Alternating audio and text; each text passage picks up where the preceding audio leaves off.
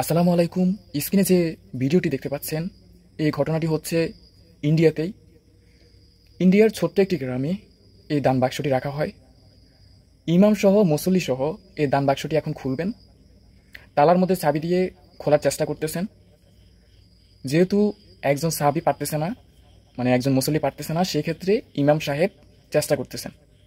ইমাম সাহেব ব্যর্থ হয়ে আরেকজনকে দেয়, উনি ইট দিয়ে এটা খোলার চেষ্টা করেন। যেহেতু অনেক দিন ধরে এই দান বাক্সটি এখানে রাখা হয়েছে, এখনও খোলার চেষ্টা করে যাচ্ছেন তারা।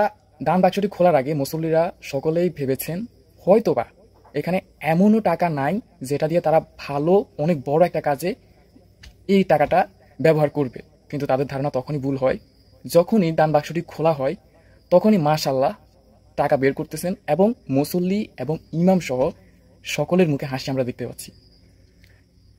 একটি পলিথিনে টাকা রাখা হচ্ছে, আপনারা দেখতে পাচ্ছেন, আমিও দেখতে পাচ্ছি।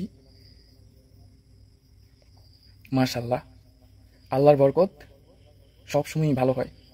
কেননা এটা যেহেতু মসজিদের কাজে লাগবে বা ভালো কোনো একটা কাজে লাগবে, সেই ক্ষেত্রে সেই ক্ষেত্রে আল্লাহ বরকত দান করেন।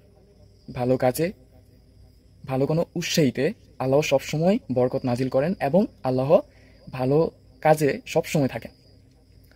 তো মুসল্লি সহ ইমাম সহ টাকা বের করতেছেন। মাশাআল্লাহ, তারা বের করতেছেন।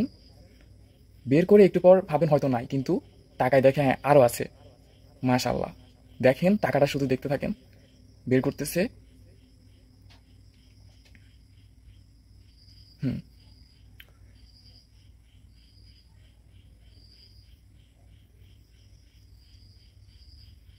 যাই হোক, ভিডিওটি আর বেশি বড় করব না, ভিডিওটি এ পর্যন্তই। আপনাদের যদি ভালো লাগে অবশ্যই একটি কমেন্টস করে জানাবেন মাশাআল্লাহ। ভালো থাকবেন, অনেক ভালো।